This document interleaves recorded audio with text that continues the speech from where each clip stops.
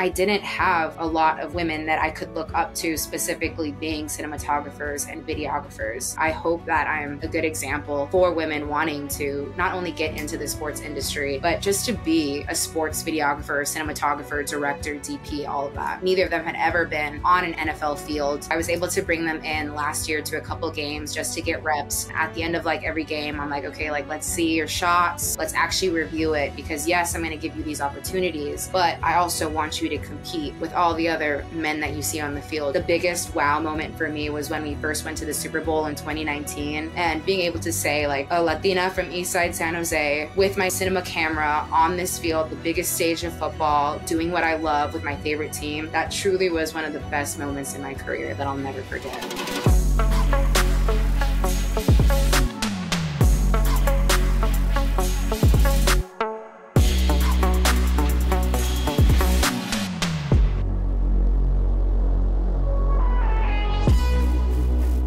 Ladies and gentlemen, welcome back to episode 129 of the 505 podcast. We got a very special episode in store. We have a virtual episode with Sarina Soriano. Now, she's a 3-time Emmy Award-winning cinematographer and editor, and she's going on to her 9th season as a senior producer for the 49ers. I mean, dude, this was crazy. It was honestly one of my favorite episodes that we've done. It was so cool to hear her story about how she started with the 49ers when she was 21 years old and has worked her way up.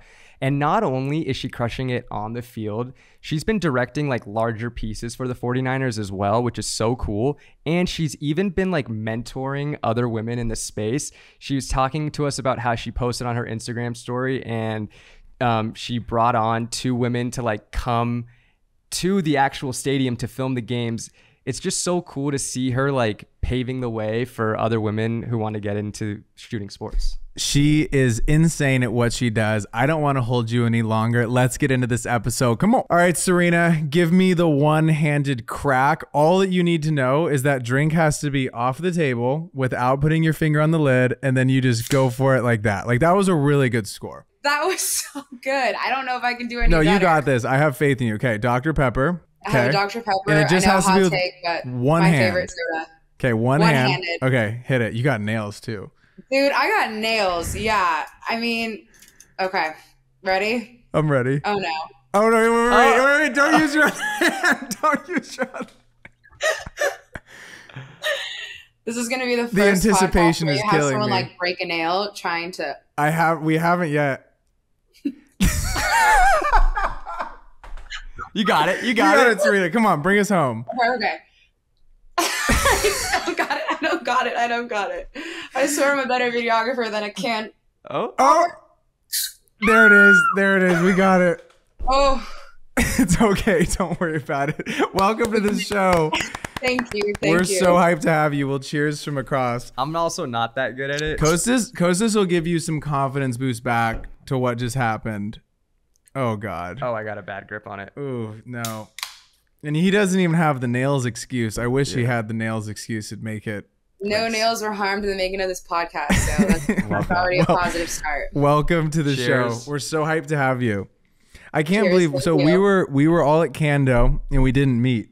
How crazy is that? Unbelievable. There was also like 400 people there. I had no idea you guys were there, and I think that's so beautiful. Though maybe next time at Kando, just meeting a whole other group of people and creatives. Like, I think that's so dope though that we were there. Insane. It's crazy. Was it your first one? It was my very first one. I was so excited to be there. I had no idea really what to expect other than like some videos that I saw on Instagram. So truly like went in just trying to like meet new people, have an open heart, be 100% authentic to myself and my brand and what I create. And I had the best experience there. I feel like it's so rare in our field specifically to see someone that does both. Like, you're an awesome cinematographer, you also edit, you come up with the ideas, but then on social you're also creating content. When did that start? When did you start, going through making your own videos that weren't just for the clients that you were working for? I think I really started taking it seriously, posting just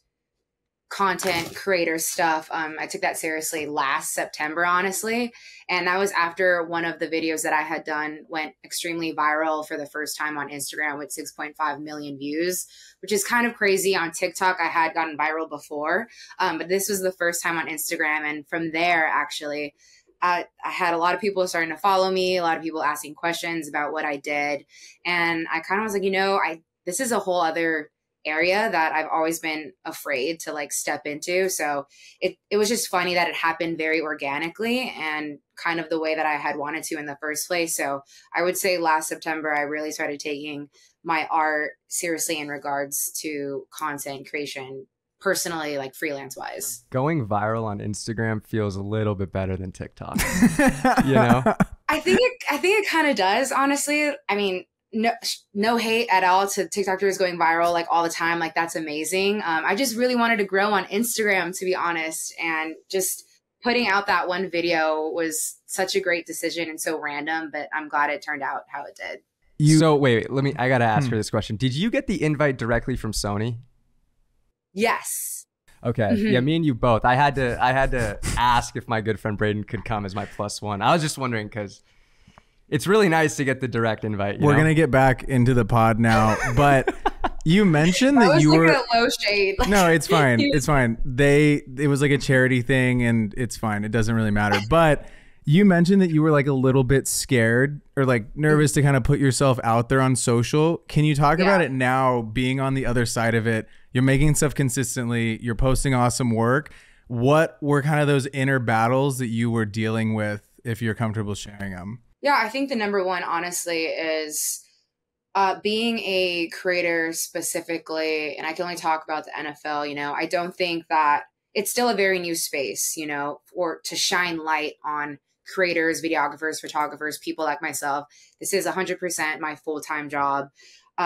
So I wasn't sure if, I knew eyes were on me. I didn't know if I'd be able to share the freelance part of my life, to be honest. And I've gotten nothing but great support and reception from the 49ers team.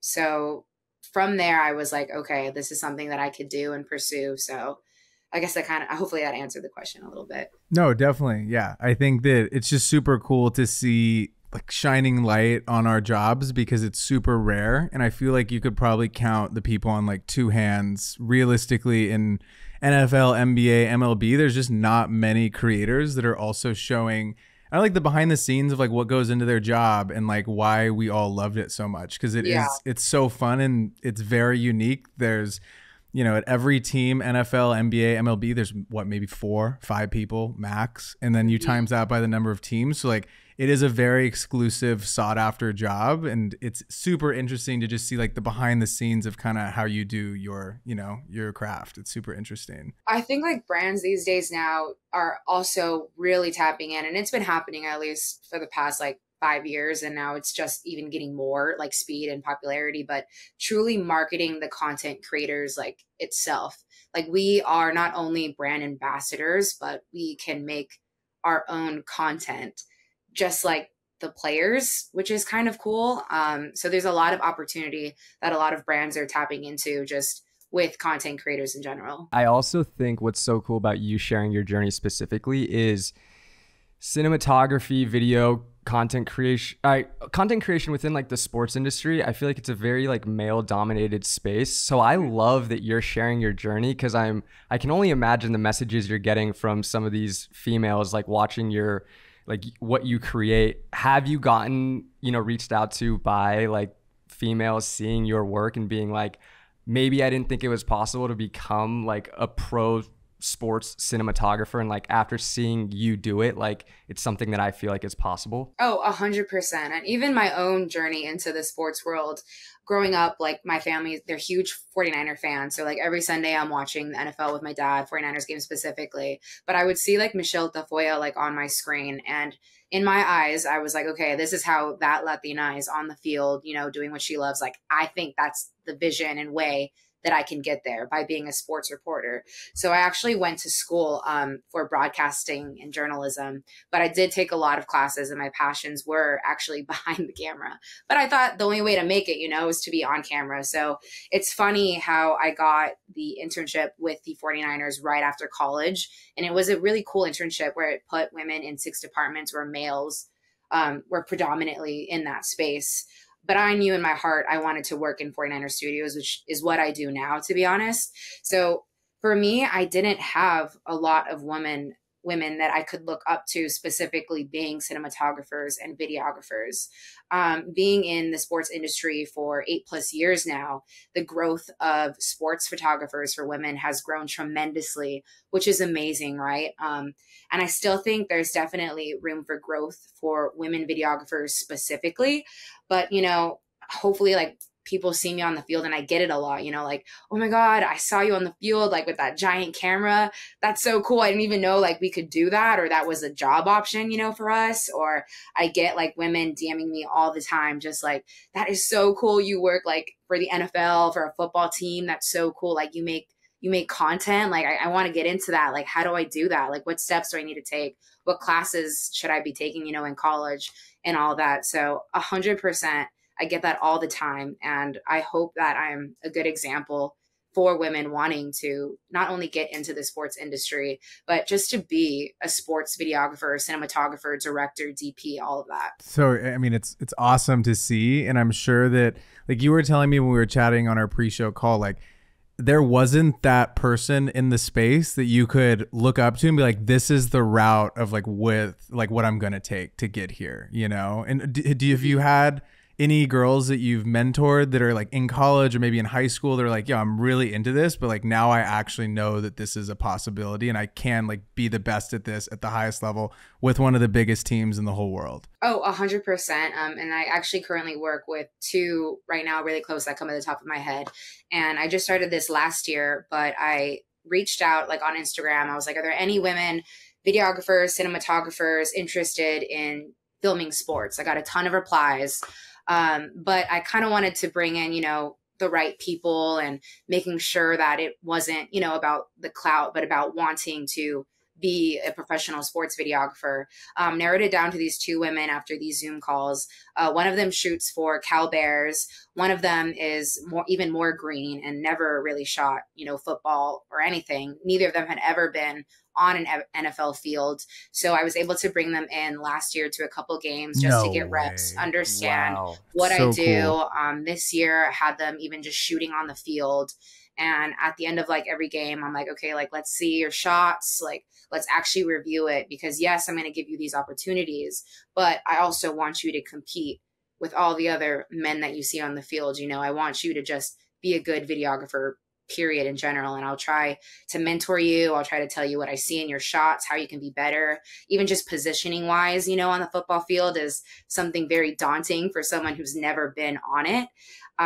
So I really do try and like look out and reach out to women that are seriously interested in this position. That is so cool. How did the conversation go with the 49ers? Like, when did the idea come to mentor these girls? And like, its access at a pro sports game is pretty limited. And I feel like, you know, there's only so many credentials that can go out. So how did the conversation go with the 49ers, with you being like, hey, I want to bring these girls to a game and have them shoot? Yeah, I mean, it started at first, and I owe the idea all to my coworker, Nick Shabetta, who's also a senior producer. We basically grew up together here at the Niners, started at the same time. But he actually started to bring in just videographers in general, which happened to be all male, but obviously not purposefully. And I'm always able to have candid conversations with my coworkers, you know, just about life in general and just what we're trying to do, what legacy are we trying to leave behind. And I was honest, and I was like, I think we're missing an opportunity here to bring in women.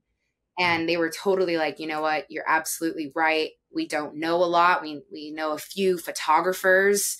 What if you just put it out on Instagram? And I was like, you know what, I'm going to do it. It might be crazy, but I'll vet it out and we'll see. And that's kind of how the ball started rolling on that. And we continue to bring in just videographers in general to every game to help and see like what it's like to shoot an NFL game. So I owe it all to Nick Shabetta for that idea in itself, and to my family here, who were like 100% receptive and agreed, like, yes, let's bring in more women. You're going to leave the game way better than you found it, which is awesome. And I want to dive into the nitty gritty of, like, you're helping these women learn the ropes of how to shoot an NFL game, not just willy-nilly, but at the highest level. Like, your work is stunning. It's like some of the craziest stuff I've ever seen. So if I walked out into Levi Stadium and I'm with you, I'm interning with you, where are we going to go right when we walk out on the field? Like, it's pregame. The players already walked in. We filmed those walk-ins. Now what? What happens? Yeah, so I mean, like you had just mentioned, I even have the girls shoot arrivals. So we're there, actually, our team, 5 hours before kickoff. And not only are they shooting arrivals, but I'm bringing them up, to our booths, English and Spanish, to set up GoPros, where I'll have them watch us mic up the pads, which is interesting. We'll have them go and see what it's like to set up a top angle for our mic'd up player. And then once all of that is done, then like you said, we head down to the field for warm-ups. I try to give them, when they first got here, like a lay of the land, like, okay, so be aware of this areas. Always keep your head on a swivel. During pregame, I know exactly what section of the field the linebackers are going to be, the running backs, the wide receivers, which leaders in that group are going to give a good speech that I think maybe you should try to get into. I'm always trying to tell them too, depending on the lighting, like to try to get like a lot of backlit stuff, just because that's just so beautiful, a beautiful shot to get, honestly. And it's easier to expose, I think, especially when they were first starting out, having that harsh light and being on that wrong side. I was like, you know what, just stick to the backlit side and you'll be fine. But honestly, going through all those position groups is what I tried to tell them before. And then I kind of let them loose, because then I have to do my job as well. And I don't get to see any of their shots until after the game. So then we kind of build on that for the next one. So we crush pregame. We have these speeches. They go back, and now we're ready for the game. Where do you like to be for the kickoff? What's like the go-to spot that you like to film from? So it depends on my role in the game. So we have a team of 5 here at the 49ers, and each position is different. So we have someone shooting highlights. We have someone shooting cutaways. Someone is on ground miking. There's a person on top miking. And 2 people are actually on bench sound. One's holding the boom mic and one's on camera, and we switch it between there. So it depends which one I am on, but my favorite position is highlights with the area mirror and the 85 to 300. And once the game starts, like, I know I have to get like a kickoff shot, just for our game recaps that we try to do. And from there, I always try to position myself where the ball is coming to me and our players are coming to me. So that's on defense and offense, right? And then I'm usually like 20 yards out from where the ball is. I try. Obviously, if they're in the middle of the field, it's a little bit tough. But I try my best. And then there are some times where I move during, like, in the end zones as well, to see if I get them coming directly at me. So highlights is the best because you can be creative, but obviously you can't miss the shot. So challenging, but rewarding as well. What do the deliverables look like at the end of a game? Like, what are you responsible for getting the 49ers? Yeah, I mean, we have a lot more deliverables if win. So one of the first things that we do at post game is we're getting like the guys running off the field, getting sound bites from there. If win, we're allowed in the locker room. So we're getting our head coach's speech, as well as our player breakdown. After that, we're putting that speech out. We're putting out anything cool that we've gotten from the guys, like running out. We also are clipping off something small from the mic'd up piece. So that's something else is doing. And then we have people doing like post-game interviews with our Spanish broadcaster, English reporter. So we're kind of like all over the place if win, but it's super rewarding and we love it like that. I want to touch on mic'd up because I have no idea how you guys pull that off. What kind of mics are you guys using, and how do you go about miking up these NFL players? Yeah, I'm so curious what the difference is from like NBA to NFL. Yeah, that is interesting. I'd like to know how you guys in the NBA do it as well. We can't even do it. We have to, it has to go through the league, or you have to take a class to learn how to specifically put it, because it sits like right here and their side. There's like this tiny little thing. And it's funny because even like, I don't think anyone's listening to them, but when someone is mic'd up, they used to leave it in the hallway, and you just be like, oh, like Austin or LeBron is getting mic'd up, like his jersey's in the hallway. So it's not like listening in while they're in the locker room. They'd always leave it out. And then right when the game starts, they put them on, and then they'd run out with them.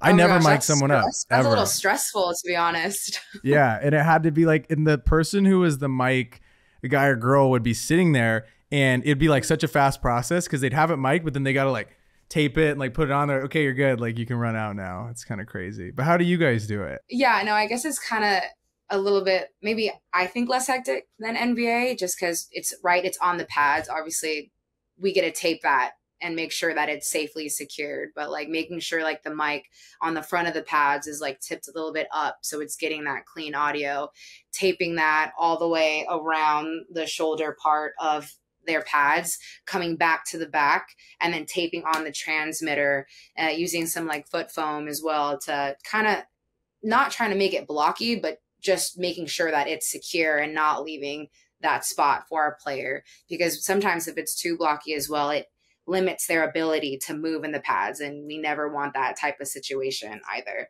So it's also, it's nerve-wracking as well, right? And then you're being able though to test it with your camera once it's all like mic'd up. So you're like, okay, this is all good. Then you're sleeping the pads. And as soon as they get out of the locker room with their pads, we have someone that has like an app, which is great, that makes this crazy frequency sound to turn it back on. So it's kind of funny, like running around like in between all these guys trying to find the right dude with his pads, making that crazy sound. And then everyone is like, okay, we know who's mic'd up today. And it's like, yes, you guys do. That is crazy. So what has it ever I'm knocking on wood for you. Has it ever fallen off because they're getting tackled and stuff? You know what? I think luckily it wasn't me, but I have had past coworkers where it might have been like a rainy game or something and it just like lost connection. But usually it doesn't happen, which is great. That is just insane. I remember there was a game where Bronze, like the tape like fell off and he like yanked it off. And I was like, ooh, someone's getting in trouble. Like someone didn't tape it right. See, that's like mid-game, like, he like yanked it off. I was like, who taped this? I was like, it wasn't me, dude. Don't look at me. Like when it's on the pads, like they can't really take that off. So that's like the one thing that's good, right? Like that's on there. Triple taping. Unless they're like taking off the pads, but no, it's secured. What year is this going to be for you working at the 49ers? I've completed 8 seasons and I'm currently in my 9th. So I'm a true vet. Wow. Max contract. Okay, so let me ask you this. Super max. You said you grew up, your family grew up a San Francisco 49ers fan. Yes. You're from San Francisco? San Jose. San Jose. Okay. San Jose, actually. Yep. What was that feeling like stepping on to Levi's Stadium for the first time for your first official game? It must have felt even more special, the fact that like you grew up a 49ers fan. Oh yeah. And I wish I had like my iPhone photos from like 2010 to like 2012, because my dad and my grandpa were season ticket holders for the longest time at Candlestick Park. And we were in the nosebleeds, you know, but we were diehard fans. We were always there when I could be.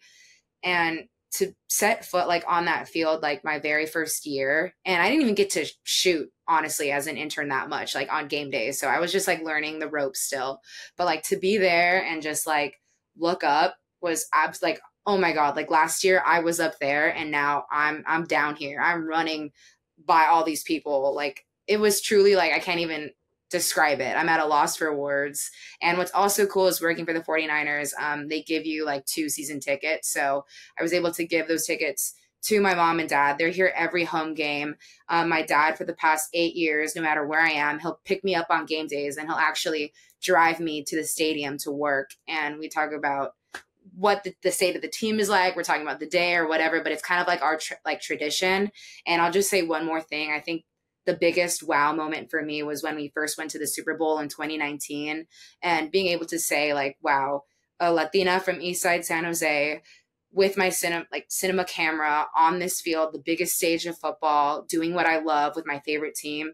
That truly was one of the best moments in my career that I'll never forget. I'm getting goosebumps. Yeah, just me too. Like here and just thinking like of you down there, like, wow, I made it. Like I'm here. I got the camera. Like I'm getting all the craziest shots. How does that feel to know that you're this lifeline to the fans and like you are an extension to these tens of millions of people all over the world that you only really like you and a few select others have that lifeline too? What's that like? I mean, truly, like in 49er Studios, we call ourselves the historians of the team. That's truly crazy to think about, that years from now, not only are players going to be able to see themselves with this crazy quality camera, you know, and just remember that, but our fans are going to see that, you know, hopefully if we ever do win a Super Bowl, look back at the footage that I'm specifically shooting. And hopefully one day I'm sitting there on the couch with my family and being like, yeah, your mom was there. That's my shot. Like that's hopefully something that I can say one day. that one and that one. I also shot that. I'm like, yeah, my 5'3" self couldn't really see the quarterback, but I still followed and tracked that ball and got something amazing. How do you do it for football with a manual focus lens? What is that process like? So you said an 85 to 300. Is that a Fujinon lens that you use? Yes. Okay. So the Fujinon lens, what is the typical aperture that you find yourself at for a game? I feel like when you're first starting out, like a 5 or a 6, right? I'm like, just stay in that range, just get comfortable like shooting with it. Sometimes even like an 8, I'll be like, okay, it's a little bit lower, right? But I mean, at least you have a better chance of getting everything that you need in focus. But I like to shoot wide open. And what's cool about the area mirrors is that, you have the internal ND filter. So 2.1 ND filter all the way open. And I'm trying my best to keep it all in focus, manual focus, like you said. Well, so all these plays that we're seeing on your Instagram where they're full sprint running 50 yards, you're pulling focus on that at 2.1. Yeah. Wow. And so typically like on a lens like that, if you hit like, what is the throw if they were like 40 yards away from you? Is it like a huge turn? I've never used the 85 to 300. I'm just curious. Which is crazy, which is great, but a lot of it is muscle memory at this point. So I couldn't even really describe it, but I'm completely like going to the left as it's tracking towards me and like zooming out like just a little bit. I think like the perfect football shot, and NFL Films does this a lot. And it's what we try to accomplish ourselves too, is like focusing on the quarterback. He's winding up, trying to be as tight on the ball as possible, zooming out a little bit just so you see that catch, So zooming out as it's flying through the air. Yeah, as it's flying through the air and trying to keep focus. So it's a science. There's an art to it. It's definitely not pushing a button and you get this crazy shot. So it's definitely an artistry to it. There's so much that goes into it, and I can't even imagine. So is that lens the one that has what's the word for it? It's like a servo. It goes right? Yeah, servo. Okay, so you're just like, is it on the lowest setting to just slightly go out? What does that look like? It's actually kind of high. Oh, okay. For me, right? Just in case if I need it. And I'm just like, it's more like the touch on the side where I'm zooming out. It has to be very light. But just in case I'm like, oh no, this is coming at me way too fast, I need to see like wide, I can just push it down really hard and I can see the whole thing. Unreal. And when you're positioned on the field, the camera's big. Like, I don't think you could be like running from one side of the field to the other. So when you're positioned, are you like, I'm going to chill here for a little bit, maybe for like this first quarter, let's say you're on highlights. Do you kind of stay in the same like vicinity for the most part? And then maybe you'll move like next quarter, or if they, turn the ball over and they're going, or like the team switches, do you go on like other side of the field, or how does that work as far as positioning throughout the course of a game? Yeah, 100%. I mean, it is like a 35-pound camera on my shoulder, but I'm sprinting out there. Like if NFL Films is doing it, I'm like, yeah, me too. Yeah. It's really nice when we do get a grip though. Just if we want to be on the hi-hat. So we have like the grip, like hold the hi-hat, which is great. Position it for us. So then I'm just locking in and getting ready for the shot. But mostly with highlights, it's definitely on the shoulder and we're running around. But it's also kind of what you said, right? I'm in this vicinity. They're coming at me. Like, let's say they're on the 50-yard line. I'm mainly like on that side space, pretty much. Quarter changes, I'm switching. If I have a lighter gear or a grip, then we're going crazy. I'm like, okay, let's go to the end zone. Let's go to this side. Oh, wait, I like this backside better. So it's truly like up to the shooter. But at the end of the day, right, you want to get variety in your shots. So it's all up to you to do that. Is there a go-to piece of equipment or an accessory that maybe wasn't with you when you were starting that now you're like, I could not leave home without this specific thing? We saw that you used the Dream filter from Prism Lens Effects. Oh yeah, honestly, like an ND filter, just not even, obviously the area mirror has the internal ones, but if I'm shooting with Sony, I'd probably say an ND filter is something that I can't leave the house with. Love also bringing my Rode mics too, for great audio. But I would say ND filters are the number one thing that I bring. You've mentored a lot of women in sports. You probably mentored tons of other people that have came through 49ers Studios. Is there a typical thing that you see with beginner work or intermediate work that you feel like can just immediately advance it like a technical thing, something they're not shooting or something they're not looking for that you're like, oh, this is something that I always make sure to get that I see most people not getting? I think a lot of times with novice shooters, they just don't know, like, placement wise, they don't really know exactly like where to be. So they're missing like that, the best part of the shot, like they're late to it. I think sometimes I notice like shutter speeds might be a little bit off. I think also them forgetting like that the backlit side is probably more beautiful than just direct harsh sunlight.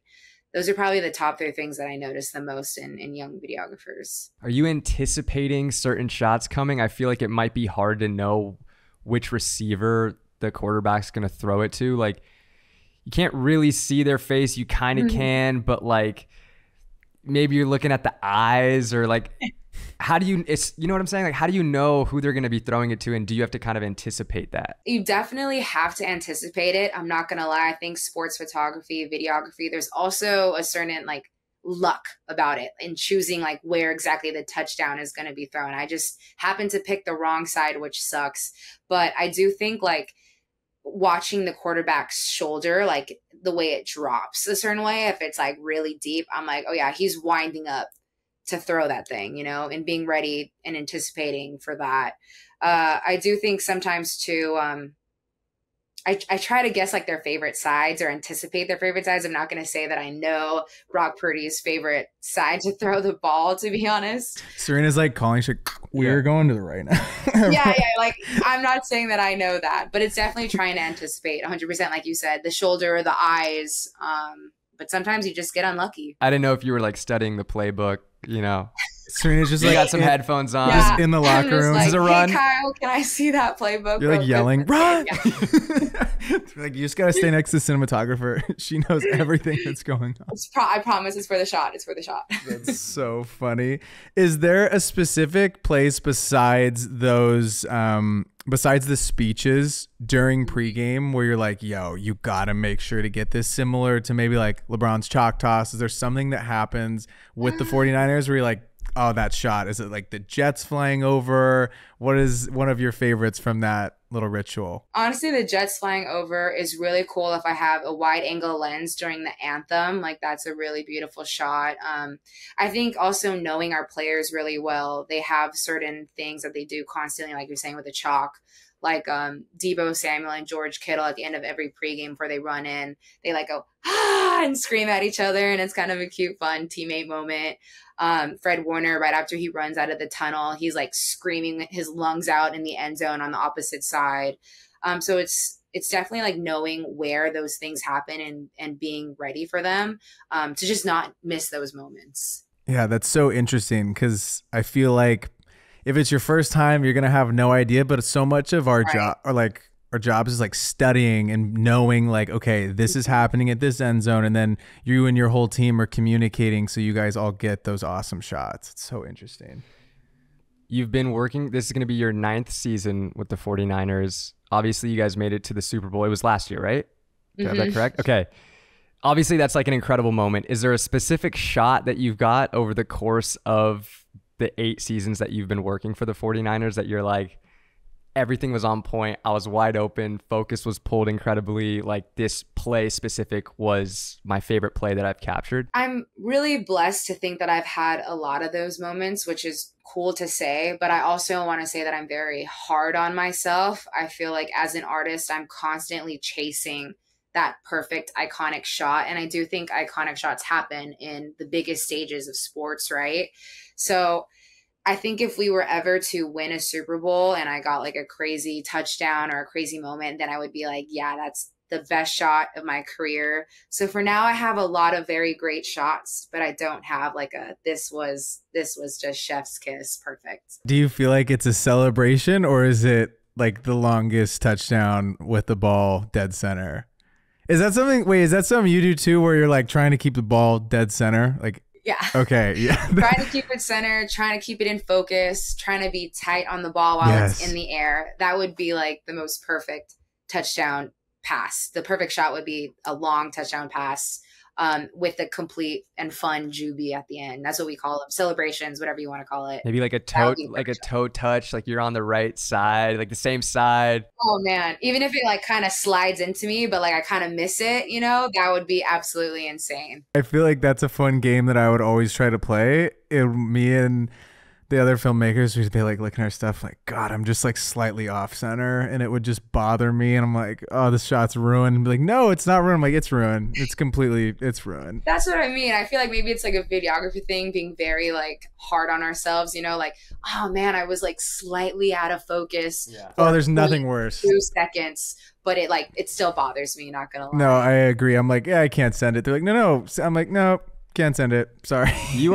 Braden also used to love to play this game of like, let's see which ref can get in front of my camera, right? Or fan. God. Yeah, that was a fun game. Do you like to play that game too? I don't. You know what's hard too is the timeout people sometimes too. Oh, with that thing that like. Yes, and I'm like, what is it? Is it like a like, sound thing? What is that thing? The sound thing too, like just getting all that not sound. But no, like the TV timeout people, I think they get really like on the field, and I'm like, no. Sometimes it'd be your own players too, obviously, with all the guys on the sideline. Sometimes they go even past the line that they're supposed to, and it's like, I can't see. I'm also like, get back, guys. We need to find who the like line person is and be like, hey, I need you to really pay attention to my team. Keep them on the other side of that line.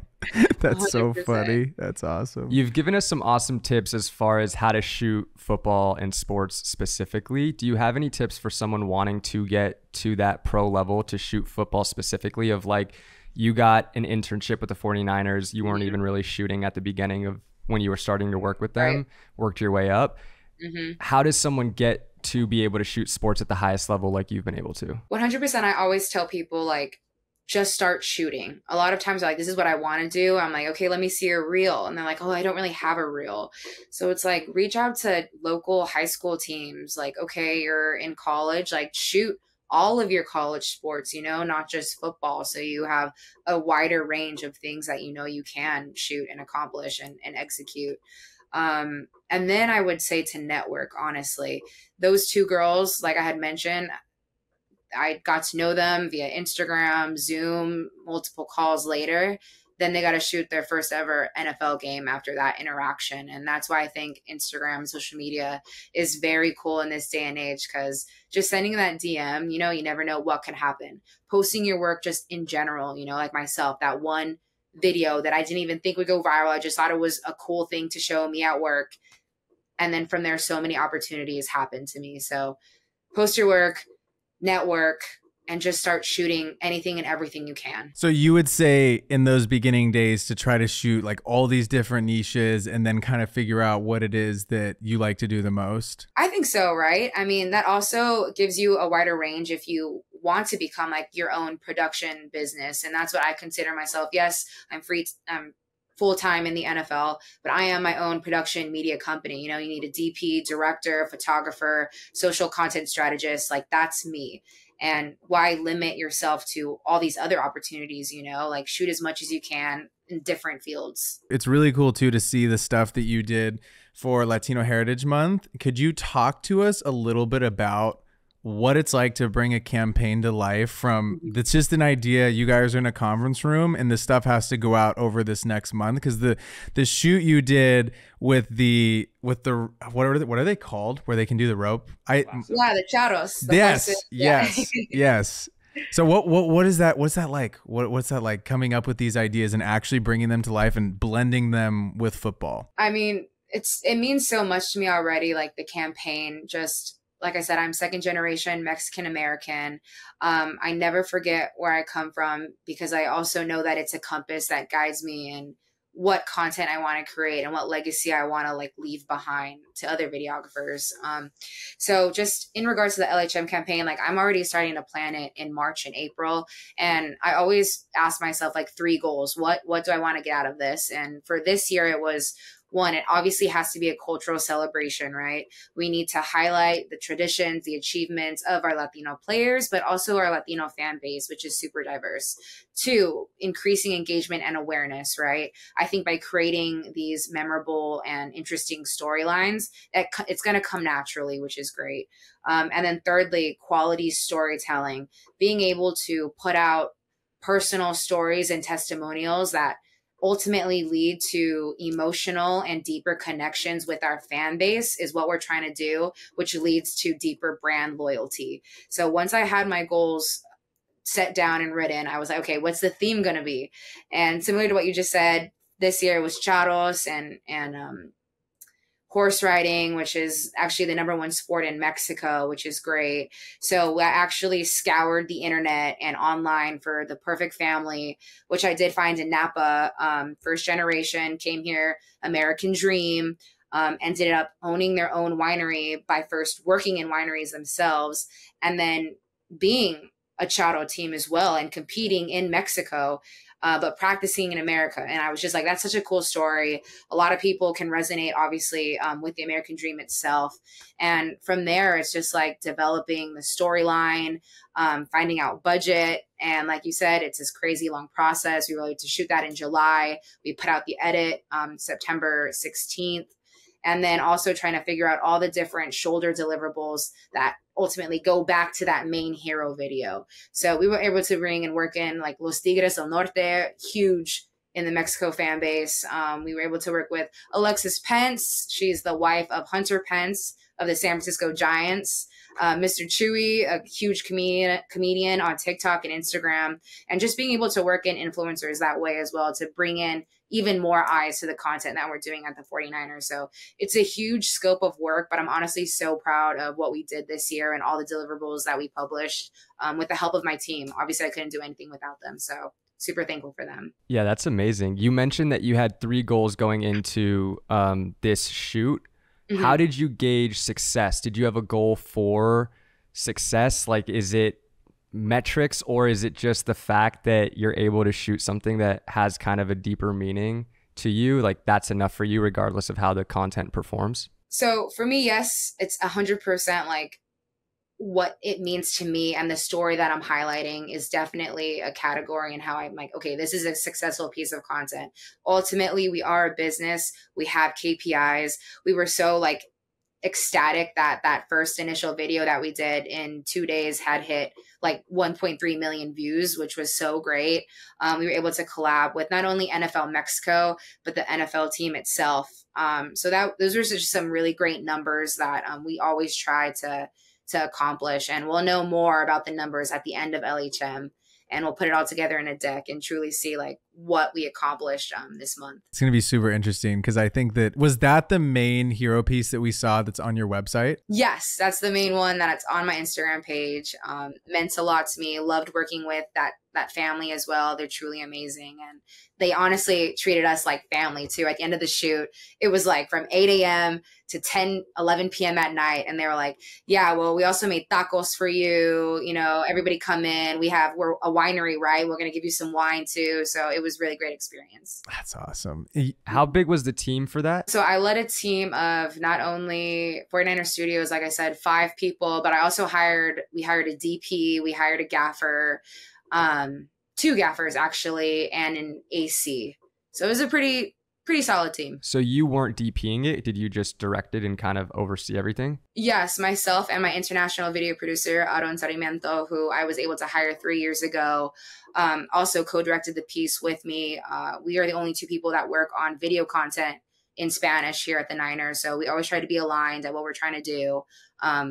Can say nothing but great things about him. Oh, wow. So you're not only working on a lot of the English content, but you're also doing the Spanish content. Yeah, 100%. I help lead and direct and come up with the social content calendar video-wise for Spanish. And Aaron, he's amazing. He helps accomplish and execute all those crazy ideas that we both have. And will you edit that stuff too? Or do you have someone else that helps you guys edit that content? At first, like I said, it was just 3 years. This is his 3rd season. At first, it was just myself. And it was like 2 shows in Spanish, English content as well. putting out GoPros of our Spanish broadcasters. But with him, he helps edit all of that now. You start interning, you're not even filming, then you get to film. When do you go to the 49ers to be like, hey, I want to do more than just film, I want to direct, and I want to do these like larger form pieces? Or are they kind of coming to you with those ideas? You know what was crazy? So I started in 2016. I was 21, and one of the first things that they had said, they were like, okay, welcome to the team. We would love for you to build a Spanish broadcast team. Not going to lie, I was 21. I had no idea what that meant. Didn't know any of the intros, outros. I had to look out and interview talent. But I'm so grateful that they also did that. Like, it really challenged me and pushed me to levels I didn't even know that I was ready for. But I guess that's what happens too, like in adversity, right? We never truly grow until we're in situations that are very uncomfortable, you know? So I am grateful for that. And once I knew I could do that, I was like, well, I can start doing everything else too. So I went to my director, my boss at the time, and we always talk about goals for the year and what I'm trying to accomplish. And every year I'm trying to do something different. So pressure builds diamonds. Yep. Especially in sports. Yeah. Definitely. Yeah. But it seems like the 49ers are such a great organization. Like, I feel like you've been able to really grow with them. Like, they've been able to give you opportunities. Like, I guess in my mind, it would be like some sports teams are probably just like, this is our video producer and that's all they're doing. They're just filming the games, social media content. Maybe that's it. But like, to have them like trust you with larger goals it's really cool to hear. I think it's crazy. Like in the sports world, turnover is very common, right? To say like, I've worked for a team and given them like my heart for like 9 years is kind of uncommon to say. So I truly feel like I grew up with this team, and it's also been an honor to grow up with a lot of our players who've also been on the team the same amount of years. Just truly seeing them from rookies to the leaders that they are now, like Fred Warner and George Kittle, like truly incredible people on and off the field. And I am blessed to work here, and I've been here so long because of the relationship that I have with the company and with the players. So talk to us a little bit about those relationships that you're able to build with the players, because I felt that heavily when I was at Oregon and when I was at the Lakers. Like, you're around them so much. You're at all these practices, you're traveling, you're all exhausted together. It's kind of like when, and you said you also travel with a team, like when you're traveling with a team, I feel like you're kind of like one huge organism. Like the entire team, like you're feeling the downs of if we're losing, you're feeling the highs if we're winning, and that energy seeps on to like the practices, the plane rides, people at lunch or dinner. And I felt like with those relationships after I was there for a little bit, not like right off the bat, but I felt like I was able to get way better stuff. And just like, we kind of had this like mutual respect for one another of like, yeah, I want to be like the best at my thing. You're clearly the best at your thing. That's why you're here. Can you talk to us a little bit about building those relationships and what that's kind of been like through your career with the 49ers? Yeah. I mean, even just working with our PR team as well in general, right? They're the ones that protect the players and their brands outside of this company. So developing relationships with our PR team is super crucial and key to anything that you want to do content wise with them. But what's really cool about football, there's so many guys, and obviously content, they're their own brand ambassadors. So they're looking for people to help them, you know, make quality content for them to post. So I think it was definitely like a building step with this team and just how social media has blown up. But I'm really blessed and lucky to work with some really great guys for their own social personal brands, and couldn't have nothing but good things to say about our players. We just have a really good people team. From the sounds of it, like that's quite rare, I feel like, in the league to get that buy-in from everybody. Because I think when you have that, you're able to get better stuff. There's this like mutual trust from everyone of like, you obviously have their best interest at heart, and you can see it in the things that you're making. It's not just cookie cutter. There's so much depth to those pieces, and like you have buy-in from everybody. It's just so different. It makes the pieces 27 times better. I completely agree with you. Player features are probably my favorite pieces of content to make, and that's really working with the player and interviewing their family members, their high school coaches, getting to know them as people, but also trying to create a piece that is true to them and that they love as well. And when I like first started doing like player features, that's like, okay, this is the goal that we want to do. We ultimately want you to be happy with it. And there's that trust there because of the institutional knowledge that I have. I've been here for so many years. They're like, okay, yeah, I know we're going to make a great product. Sarina's on it. I want to contribute to this piece by allowing her to share it. Yeah. You also, in our video, if you're watching this on YouTube, you have some Emmys behind you. Tell us a little. Yeah, more than plural, one. Not just one. There's a few sitting. Oh, there's three. She was thought there's only two. There's three. What is the story behind one of your most memorable Emmys that you've been able to win with your team? I mean, the first one is always great, right? It was a team Emmy, best post-produced piece. It was for our 49 Hours series. I won it as a videographer on there. I'm super thankful for Nick Shabetta, Josh Connor, our director, for just allowing me to be a part of it as well, right? We all have like our own pieces that we do. So it was cool to win as a videographer. And then the other two actually are really cool because they're specific to myself. I won them as a Spanish editor. So all of the pieces that I edit in Spanish, I've actually won back-to-back years as an editor, which is so cool. Still the only woman on that list to just even be nominated, which is kind of crazy.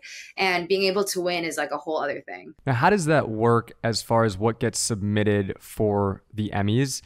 Do you go into a piece knowing that it might be submitted for a chance to win an Emmy? Or is it like you make the piece, it's really great, then it gets submitted, and then you win? I think we know like certain stories where like this is what, obviously it's not always about winning Emmys, right? But it is in the back of our heads, right? It's the biggest accomplishment that we can get as videographers and cinematographers, as editors. So it's like, all right, we have this story.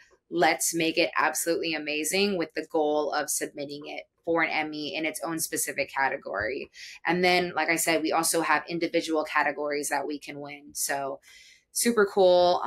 We definitely, though, have that in the back of our mind. Like, we want to be the best in the Bay. Was there a specific challenge that might have arose when you were tackling those three projects that you maybe weren't expecting that you could share with us? I mean, with those specific projects in general, like the ones that are like me as an editor, I think it's multiple projects that I could submit for that piece, for that editor piece. And there's always going to be issues that arise. Like you said, pressure makes diamonds. It's just with the resources I have, how good quality of a video can I make? And that's always like in the back of my mind. Like I might not have a lot of resources, but I'm going to make something great. Has winning an Emmy led to other opportunities that maybe you didn't have before? Definitely, especially like in the sports world in the Bay, like people, they hear your name, they're like, oh, okay, she's an editor as well. Like I said, I'm my own production business, and it's just like networking through that. And there's so many great teams here in the Bay, and I'm lucky to even work. And I'm just going to shout out like Bay FC as well, who found me through social media, Emmys as well. And I do a lot of LCC work for them for their home games. That's cool. And so most of that work that you're doing, is that more focused in like the off season, if it's work that you're not doing through the 49ers? Like during the season, are you pretty like locked into that? Or do you, I guess it's, yeah, do you get a free Saturday to, because like games are on Sundays or Monday nights, right? So I guess how much free time do you have during the week? Are you shooting like practices, or do you have like time to work on other stuff? Yeah, honestly, my schedule is insane. Like, for example, for the next 10 days for me is crazy. I'm flying to Seattle for our Thursday night football game. I'm coming back. We're trying to edit stuff. If when it's my birthday weekend, I'm flying out. I'm coming back on Monday, locked in. I have a feature that I'm trying to accomplish for the Spanish side. So knocking out all those interviews as well. Monday, Tuesday, Wednesday. Like Wednesday, we're shooting practice. I got booked for a campaign that I'm going to fly out to Thursday, Friday. I come back Saturday, and then we have our game against the Chiefs on Sunday. So I'm truly booked and busy. One of the hardest questions I get is like time management. I'm still continuing to work on it myself as like a freelancer. But yeah, I do a lot in season. But happy most early of birthday, my by the way. projects Yeah, I like happy in the early birthday. What'd you say? We said happy early birthday. Thank you. What are you doing to celebrate? I'm going to go to San Diego with my family and friends. Fun. So I'm excited. What are you guys going to do? Honestly, we're going to eat well. We're going to do really fun stuff. A little together. fiesta. Yes, yes, all the fun things. Do you feel like the sports cinematography world is becoming more inclusive for women, or is it something that since you've been there that you really haven't seen expand a ton, that you're hoping to maybe continue to push for? I think always in any industry, there's 100% room for growth. And it might be like a conscious thing that I'm always looking for. But when I meet like another team on the field, like I do look at it, I'm like, how many women videographers are on their team? I know a lot of times too, like in the art industry and working like in the music space, they do work with people that they know, right? And it's just hard for women, I think, to make it into that club because they don't know anyone, right? And that's hard. And I'm trying to like open that door. And even when I have these girls come in, I introduce them to everyone on my team because you never know what my coworkers, what projects they're working on. Maybe they want to use like the girls that I bring in for something. So I definitely do think that there's room for growth.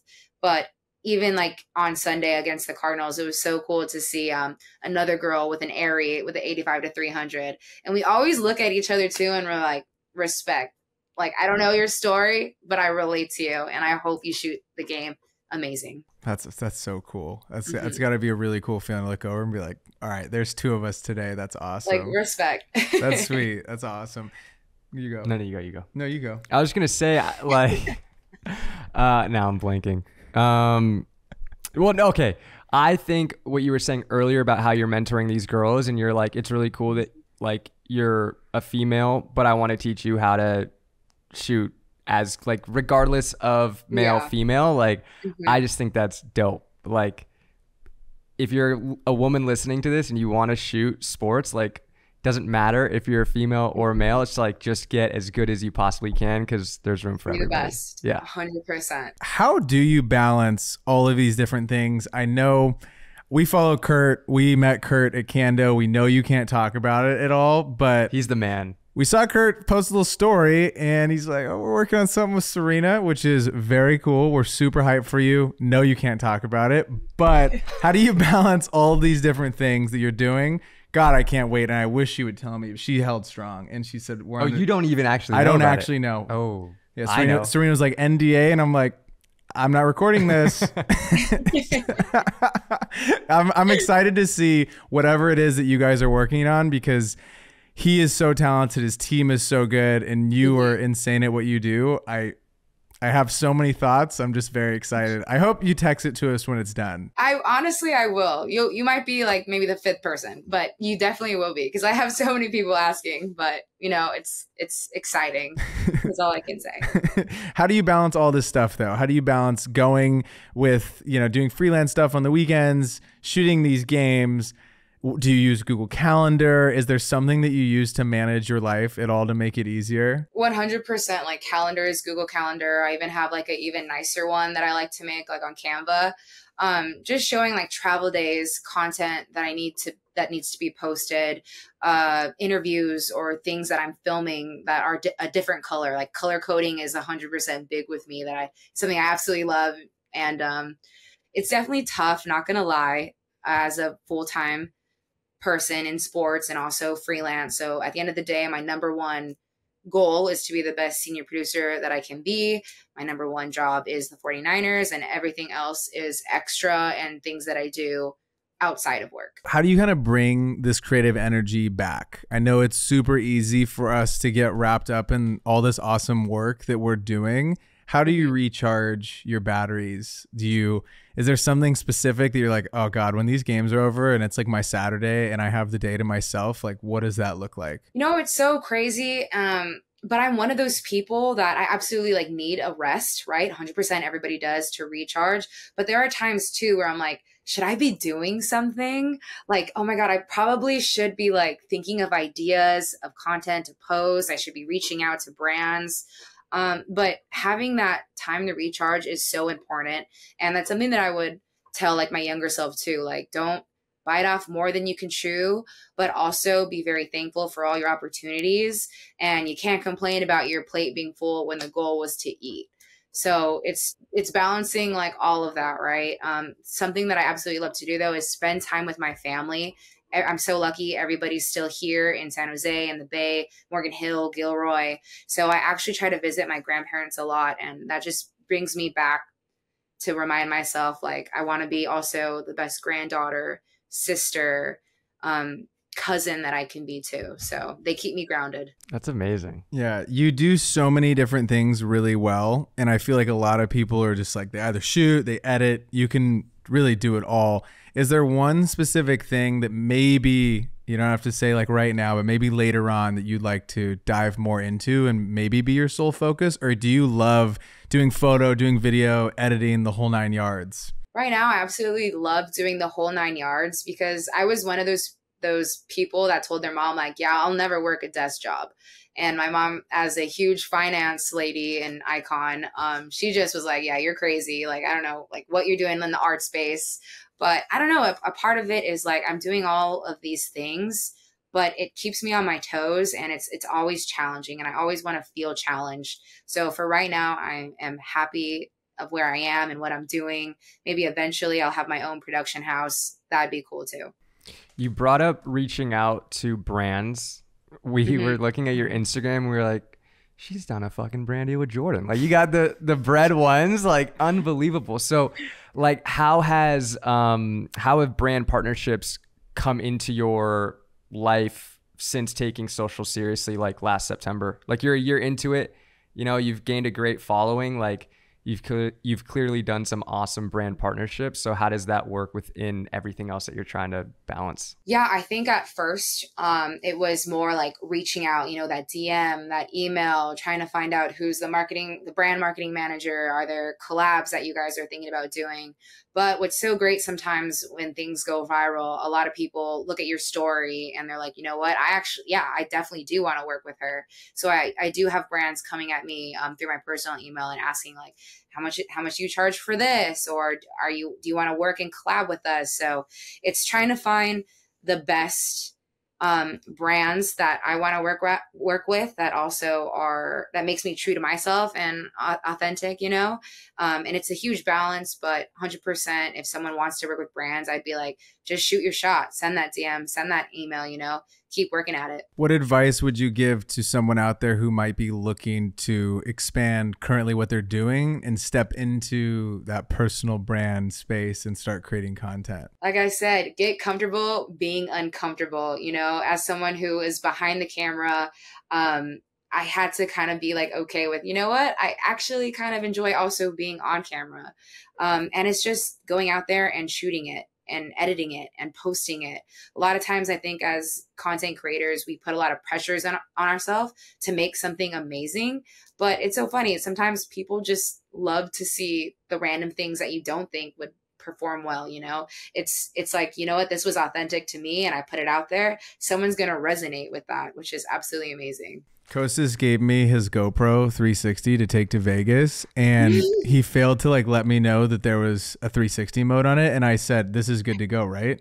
And I posted that video that I thought was just a complete failure. And then people thought it was really funny. And a bunch of people DM me were like, yo, I'm stupid too. And my friend lied to me and didn't tell me about the 360 mode. Oh, did people tell you that they were laughing with you? No, yeah. It was more of a, like, they were laughing at you. It was a with me That's thing. why it got some reviews. Other people also have dealt with this with their silly friends, and it's all good. I just thought like one of the senior video producers for the Los Angeles Lakers would know how to use a GoPro 360. But hey, I guess I was wrong.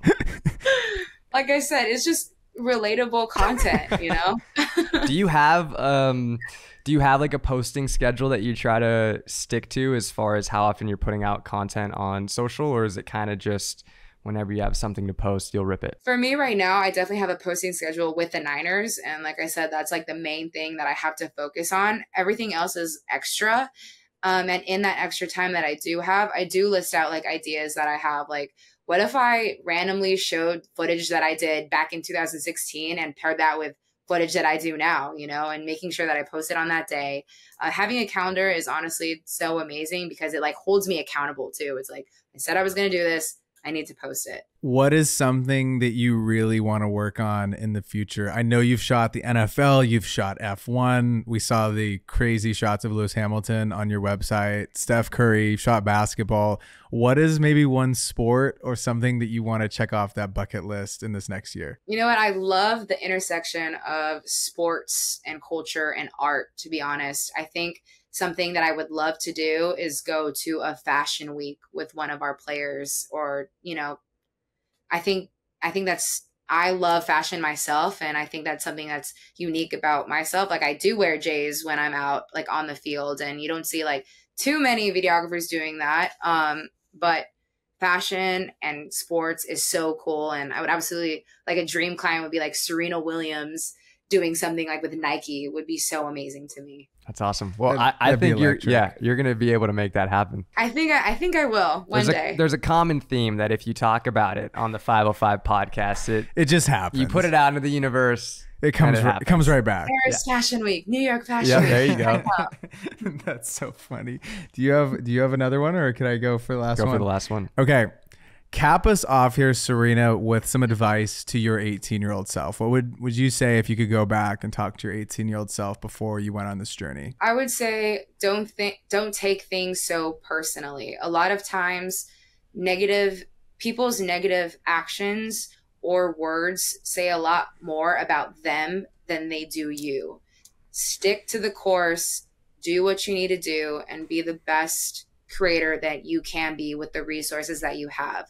If you make good content, the good things will come later. Let's go. Ladies and gentlemen, thank you so much for tuning in to episode 128 of the 505 podcast. If you're still here, please leave us a like, drop us a comment, and we'll see you all next week. Peace. Later.